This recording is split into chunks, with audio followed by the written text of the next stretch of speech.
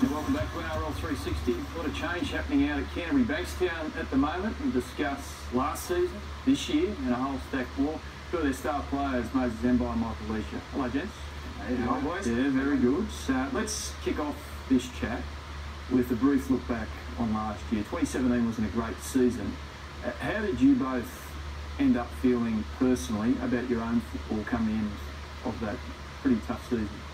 Yeah, personally it was disappointing. Obviously the result was disappointing, but personally there was a bit of inconsistency around the game. Well, for myself, I was playing inconsistent footy, and yeah, like you mentioned, it wasn't an enjoyable year for us. But look, there were some good games there, but like I mentioned, inconsistency was what disappointed me the most, is having a big gap between those good games and those bad games. Michael, what about you? I mean, you come in for a fair bit of criticism last year because you grew up, and you know, for most people, were recruited from the Sharks to the Bulldogs for your creativity. Yet the major attack was, this bloke's just not running. They're not seeing what Des saw. Did you feel that yourself? Yeah, it was it was real hard for me. The last few years have been pretty difficult, and for whatever reason it has, it probably won't go into all of it, but it has been really difficult. But I had a rough year last year, and then probably I had a bit of a weird year, you know. For 23 rounds, I wasn't happy, and I was struggling a bit, and for whatever reason that was. And then the last month of the year, I enjoyed my footy a lot. I probably played the way that I know that the best way that I do play. Which is run the ball. And I think that's probably my natural game, just to run the ball, not to quick play the ball. You know, don't look to find a pass or anything. Just run, and things will come off the back of that for me. And that's what I did the last month. I kind of threw a few things out the window and did that, and then went into the World Cup and really enjoyed my time there doing the same thing. So probably the last month of footy in the World Cup, I really enjoyed it. But before that, I was probably in Mbye, you know, a good game here or there, but yeah, probably didn't. Too inconsistent. Yeah, too inconsistent. Yeah, it's just one of those things. A lot of criticism last year about the way you played. Justified? Yes and no. I think, look, when a team's going bad, then it's easy to point out how bad they're playing, or it doesn't suit. You know what I mean? It's like a good example would be the New South Wales Origin side as well. They win that game in game 2. They win the series. They're the best team since sliced bread. But look, the way we played it probably didn't suit us as good as it could have. But we didn't execute it either. Like, there's no doubt we had plenty of opportunities to score points. We ended up being the worst point scorers in the season. But there's plenty of opportunities to score points. So I think it's easy to point the finger, you know, the style of footy, but at the end of the day, we've got to take some accountability as players, you know, to execute those plays with professional league players. I'm fascinated by the psychology of this, because I take it there's part of you thinking maybe we need to get in line with public sentiment or even expert commentary, change what we're doing with the football, but also you've got this sort of pull of the coach who absolutely believes in his game plan. Did you guys sort of feel it coming on that point in the season where a lot of people noticed you just lost your way, and how did you handle that? Yeah, we obviously didn't handle it too well. We come 11th or 12th or where it was.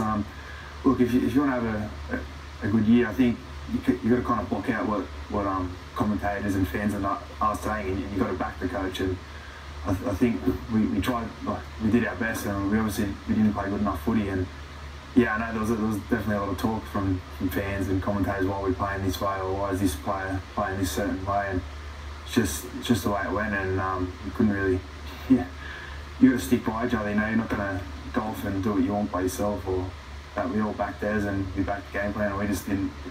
If we executed well, or some games we did execute it well, and we won, and it works. And then other games you don't execute it and you lose, so that's what it was. All right, you guys are saying you backed Des, but in the end the board didn't. They moved him on. What's your opinion, Moses, of how Des was given the flick? I was personally shocked a little bit. You know, given the success he had at the club in his 5-year term, took us to 2 grand finals, and we played finals every year bar last season. It's a bit of a shock. But in saying that, I think players and coaches these days are so immune to getting the tap on the shoulder. It's just it's a high-risk job. Oh, it's just how many coaches see out their contracts these days? Like, I guess the coaches are just signing on now and going, all right, I've got a deal here. This is how long I'm getting paid for. This isn't how long I've got a coaching job for. This is how long I'm getting paid for. And the coach has to be realistic too, because at the end of every season, of the 25 in the top squad, what's he probably tapping 5 of them? Yeah. Well, that's what I mean. The coach, mate, your career here is no longer. Well, the players get immune to it as well. The players get immune to it as well. It's like, all right, who knows where you're going to be in a few years? Like, even for myself and even Michael, I was first year in my 4-year deal last year, and they still, he's in his contract and he's still going on. Why? There's a bit of chat here. Normally where there's smoke, there's fire. But and you're going, am I going to be in Canterbury next year, or what's the go? Yeah. What about the changes then? You've got the new coach now. You haven't obviously played a game, but tell us how things are different now at the club. Yeah, it's when I come in from the World Cup, I come in about 4 weeks or 5 weeks late, and I actually felt like a new club. I just couldn't believe it. It's walking in. But probably the biggest thing I've noticed is just how happy all the boys are. It's a bit of a different feeling. It's kind of hard to explain. Got in, and I remember the first day I got in, the boys were doing like yo-yo test or something. Normally everyone's heads down and getting ready to get full, but for some reason there's just this energy about it, and everyone's excited. They didn't care, and I still feel now I go home and I kind of look forward to going to train the next day, and I probably haven't had that for a good year or two. So yeah, he's probably brought that happiness back, and I think to play your best footy, I think you've got to be happy. I was talking to Kieran Foran about it the other day, and he said when he was playing his best at Manly with their team, it was because they were all best mates and they were happy and they enjoyed going to training. I think Dino's brought that back for us. Which is ironically when Des was coach, probably. And they won the comp. It's the funny thing. What have you enjoyed about Dean Pay's coaching, Moses? Certainly himself.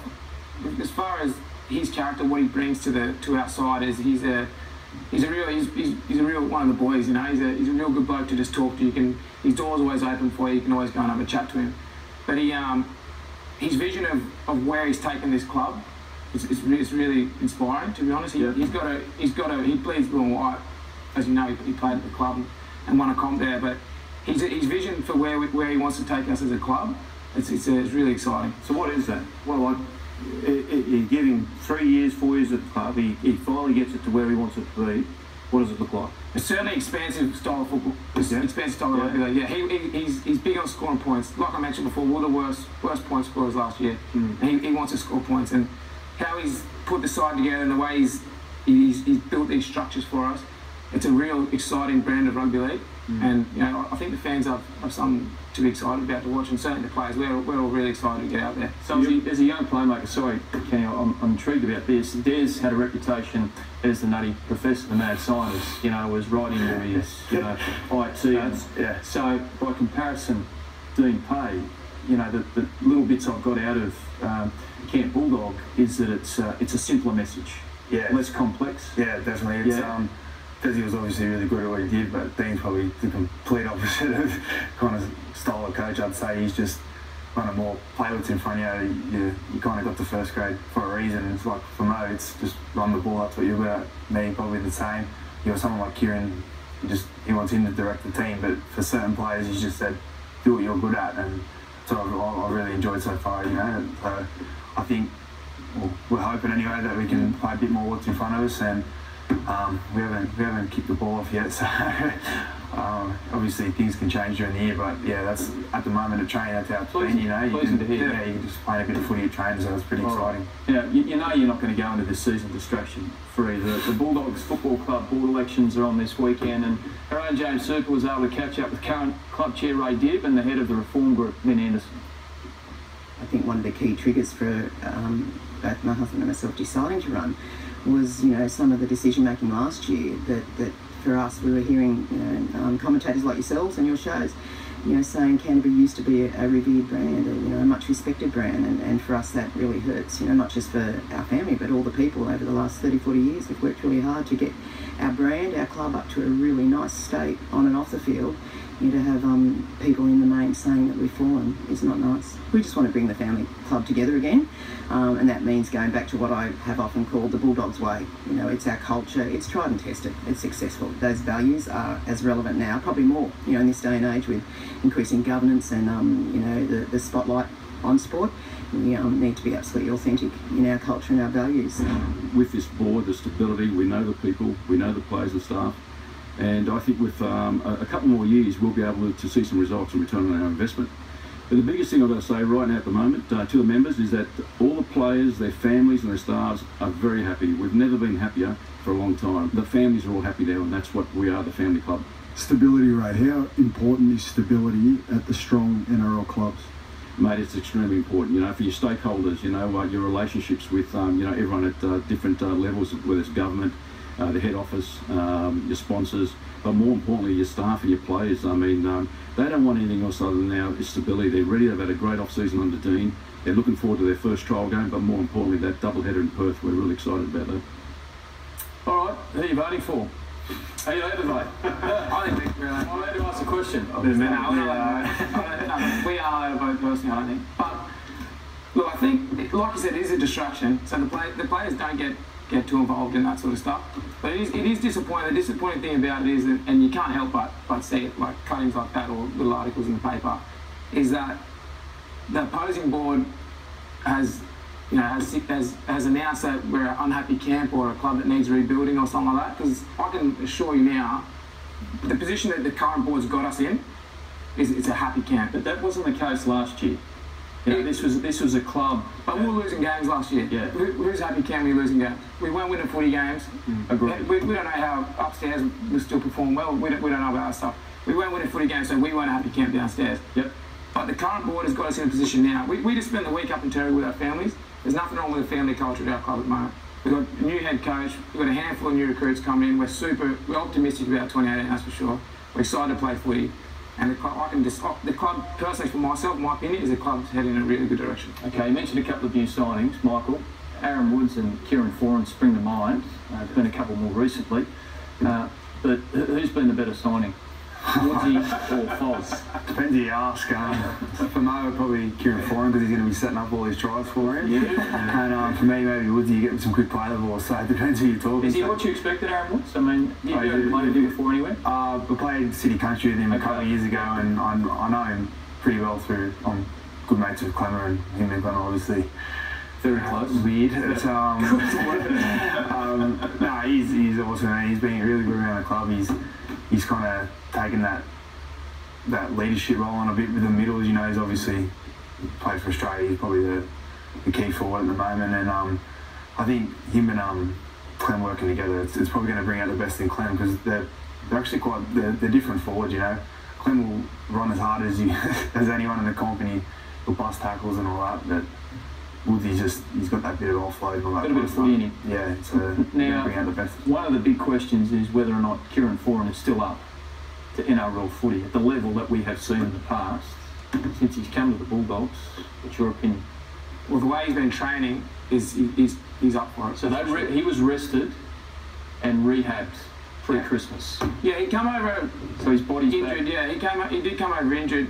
Obviously, had a handful of personal issues or whatever it was, which that stuff's time consuming. And he come over a little bit out of shape, but he's worked extremely hard with our medical staff that we've got at the club, and he's been back on the field post Christmas, and he's up for NRL football. He's good. Yeah, the fans excited. Yeah. Well, we fed all this even tonight into the Fox Sports lab, and the prediction for the Bulldogs in 2018, off the back of a miserable old schedule, is that you guys finish 11th. You won't agree with that, surely? It's just I don't. We'll find out in 7 months' time. Yeah, exactly. We'll come back in 7 months and we'll see how we go. Yeah, all right. Well, thanks for coming in tonight. Good luck for season 2018.